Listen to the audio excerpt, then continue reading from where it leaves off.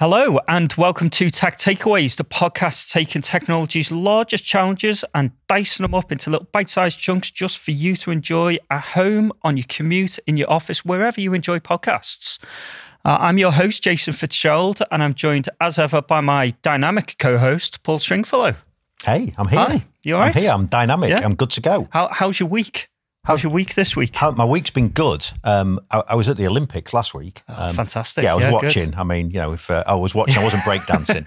Doing the cybersecurity Olympics. Indeed, I was. I was doing a walk. To be honest with you, I did a lot of walking around Paris. In fact, on a Saturday, walked 25 kilometres. I think Olympians have it easy if they walked around Paris doing 25 kilometres. Yeah, it's hard being a spectator. Yeah, blooming is. Blooming is, I tell you. Should be a medal for that. So I'm just going to intro the episode and then we'll get into it. So this episode is... Are you trying to pull me back in line? Is that what you're something saying? that we've been discussing recently, which is insider risk management.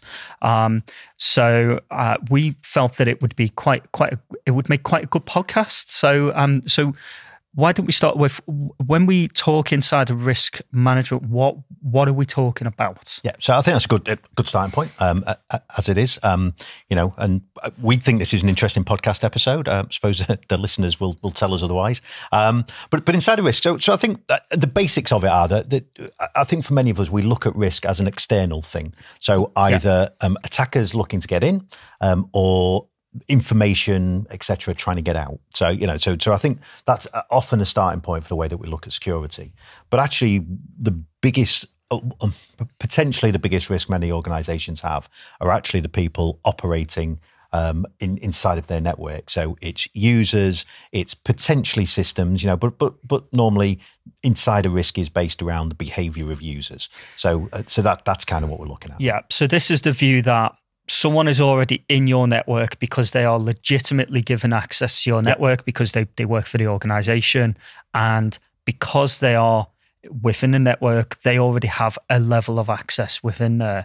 And when we talk about risk, we're not necessarily talking about someone wanting to do intentional damage, although that could be a part of it. Yeah. We're not just talking about that. We're talking about maybe accidental damage caused. Through maybe a misconfiguration, that user has too many permissions within a network. Yeah. That's right, isn't it? So to set the scene, and and it's one of those things, when we talk about attackers, cyber attacks or cyber incidents, let's put it as a cyber incident. It's often viewed as there's an attacker on the outside trying to come in. Yeah. But actually, getting into a network is quite tricky, unless you're doing some kind of social engineering. It's quite tricky, and it's often said, if you want access to a network, go and get a job there.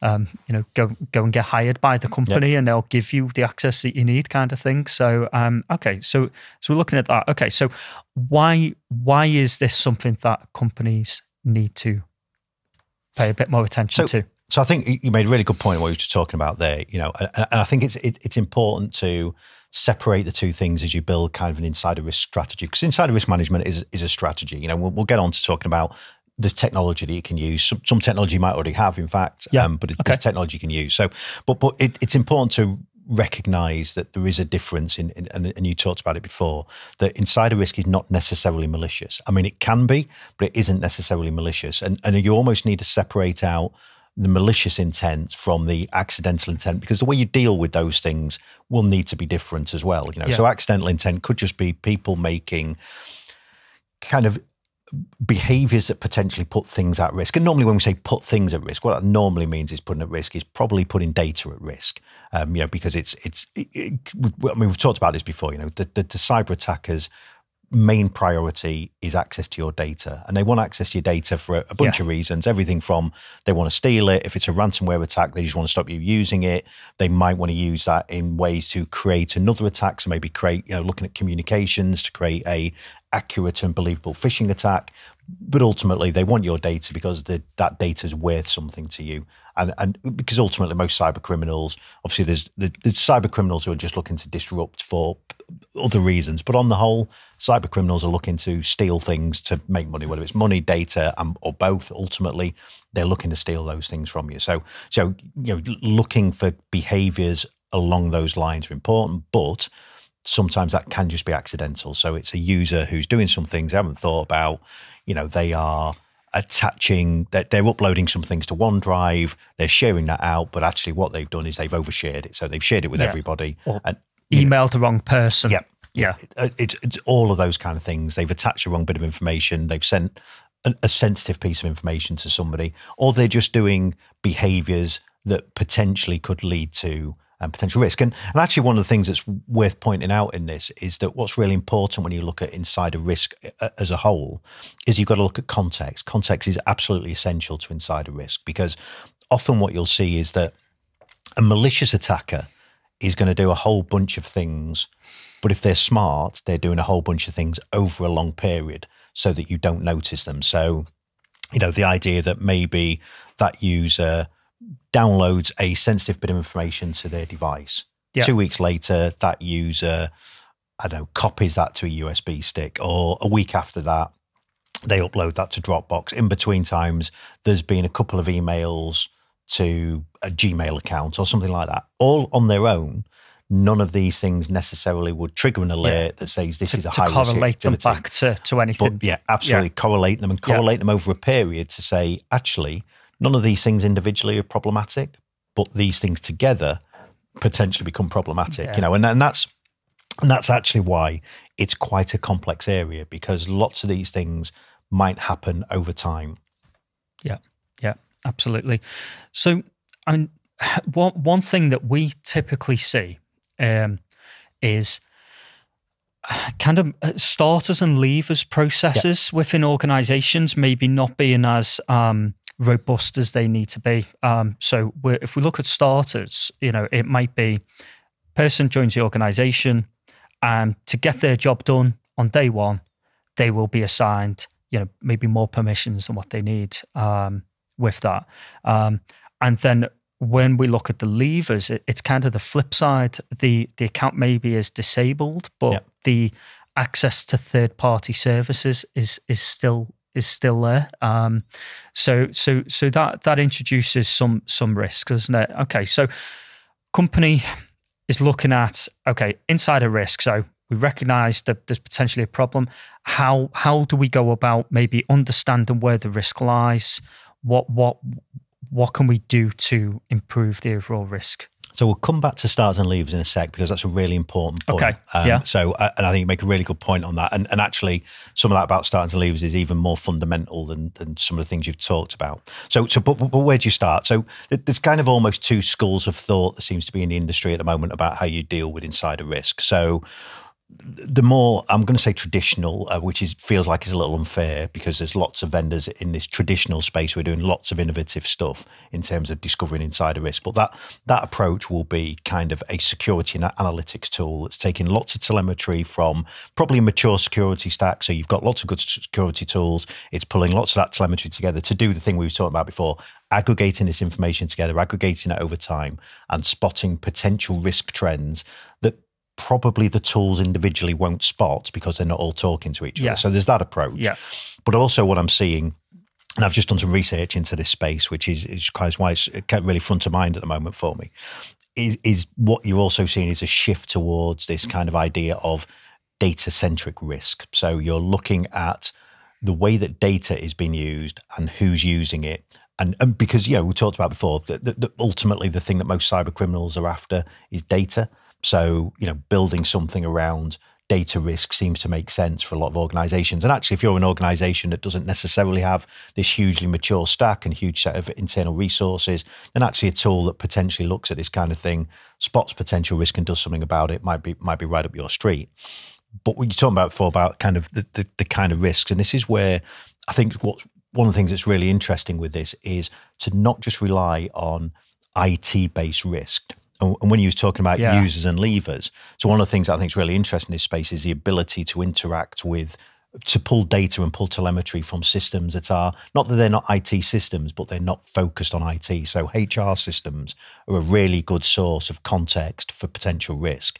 So levers are an obvious risk, because that lever, what you might want to do is that somebody puts their resignation in, and over the next 30 days while they're working out their notice, you might want a view of, and we have worked with a company before who do exactly that. Yeah. That they look at what have they done in the 30 days prior to the resignation and the 30 days up to their leaving point. So we've seen this firsthand, actually, haven't we? You know, if someone has put in a resignation to leave in, say, 28 days' time, there's a heightened risk profile for that user because, you know, the reasons for leaving are unknown. It could be, you know, they're disgruntled with their employment, and they've got a, you know, they want to take some kind of vengeance with, you know, grabbing all the data and, you know, maybe leaking it out of the organization. So we saw this firsthand, actually, with an organization that did something around this, didn't they? They monitored closely people that were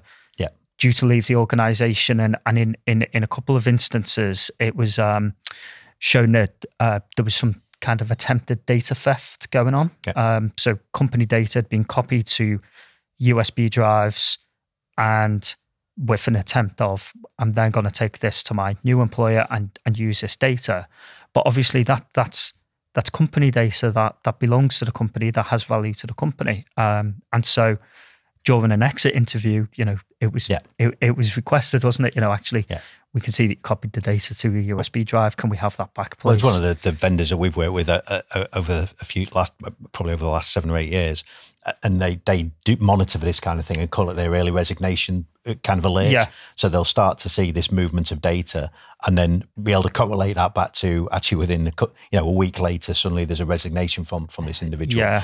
But just going back quickly to that, because people look at leavers as a risk, but actually new starters are a risk. And you touched on this before. Absolutely, actually one of the ways of stealing data from an organization, go get a job there. And actually, so what you'll start to see is that you can take this kind of information, apply additional apply additional risk to this kind of system, and then be able to look at some new starters, leavers, maybe people who are having some kind of disciplinary issues at the moment. You know, all of those users can be seen as heightened risk because all about context. So the idea that this user, maybe a user who does activity A, B, and C, that's not a risk when they're doing A, B, and C. But when they've when they've put their resignation in, suddenly A, B, and C start to become more risky. More risky, you know, and this is why organisations are looking at this kind of stuff, because actually this kind of thing's difficult to look at. And we were talking beforehand about, you know, tools that you might already have. So if you're a Microsoft E5 customer, for example,